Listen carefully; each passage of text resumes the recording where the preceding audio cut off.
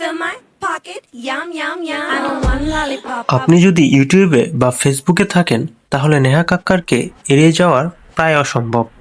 কখনো হিট গান, কখনো কান্না, আবার কখনো ভয়ঙ্কর ট্রলিং।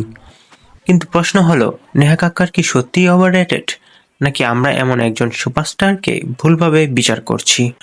বন্ধুরা, আমাদের এই হট ভিডিওটা না টেনে সম্পূর্ণ দেখুন, আশা করি ভালো লাগবে। আমাদের এই চ্যানেলটিকে সাবস্ক্রাইব করতে ভুলবেন না। চলুন দেখে আসি তার শৈশব ও বাস্তব সংগ্রাম। নেহা কাক্কারের জন্ম উত্তরাখণ্ডের ঋষিকেশে। একটি সাধারণ পরিবার, সীমিত আয়ের সংসার। বাবা ছিলেন চাকরিজীবী, মা ছিলেন গৃহিণী। ছোটবেলা থেকেই গান ছিল জীবনের অংশ, কিন্তু সেটা শখ নয়, বরং বেঁচে থাকার লড়াই।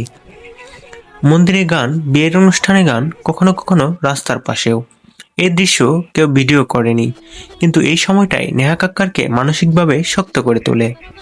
দিল্লি থেকে মুম্বাই, পরিবার সহ দিল্লিতে আসা, স্বপ্ন একটাই, গান নিয়ে কিছু করা। কিন্তু দিল্লি কিংবা মুম্বাই, স্বপ্নের শহর কখনো সহজ হয় না। রিজেকশন, অবহেলা, অনেক জায়গায় সুযোগ পেলেও স্থায়ী কিছু নয়।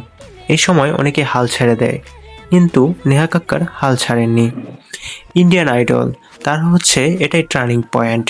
2006 সালে ইন্ডিয়ান আইডলে অংশগ্রহণ করেন তিনি বিজয়ী হননি, এটাই হয়তো সবচেয়ে বড় আইরনি। কিন্তু এই সুখ নেহাকে এনে দেয় পরিচিতি। মানুষ তার কণ্ঠ চিনতে শিখে, আর এখান থেকে শুরু হয় তার দীর্ঘ যাত্রা, ছোট স্টেজ থেকে বড় মঞ্চে। তারপর বলিউডে হিটের পর hit, second hand Jawani, Sunny Sunny, London Dhamaka, একটার পর একটা গান সুপারহিট। নেহা কাক্কার হয়ে ওঠেন বলিউডের সবচেয়ে বড় ব্যস্ত ফিমেল প্লেব্যাক সিঙ্গারদের একজন। ক্লাব, বিয়ে, ইউটিউব, রিল, সব জায়গায় একটাই নাম, নেহা কাক্কার। কেন এত ট্রোলিং তাকে নিয়ে? কিন্তু যত জনপ্রিয়তা ততই ট্রোলিং। একই ধরনের গান, বেশি রিমেক, আর রিয়েলিটি শোতে কান্না, সব মিলিয়ে সমালোচনায় ঝড়।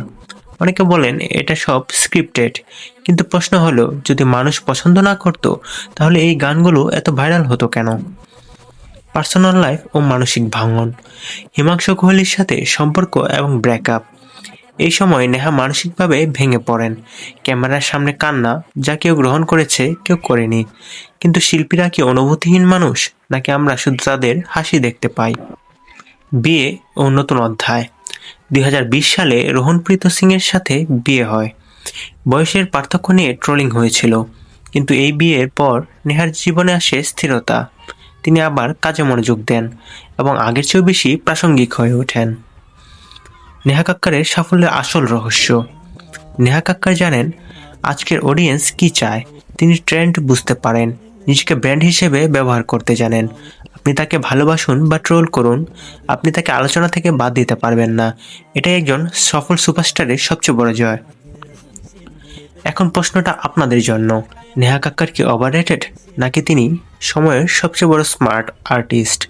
কমেন্টে আপনার মতামত লিখুন, আর এমন আরও বাস্তব গল্প পেতে চ্যানেলটিকে সাবস্ক্রাইব করুন। দেখা হচ্ছে পরের ভিডিওতে। ধন্যবাদ।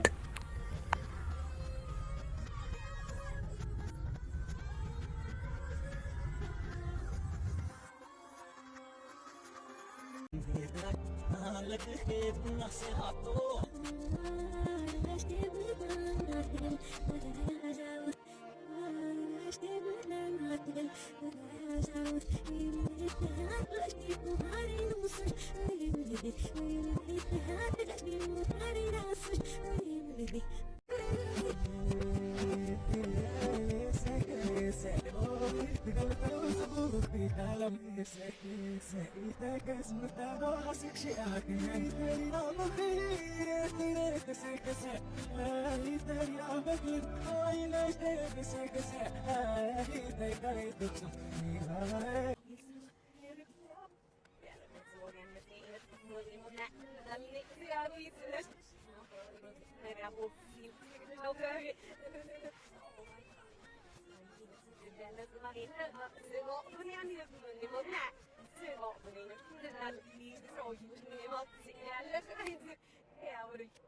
कैसे आई तेरी रात गुल ये तू कैसे कैसे कैसे ओए गल करो रसी गुड़ी कैसे कैसे ओए गल करो सुबह की कालम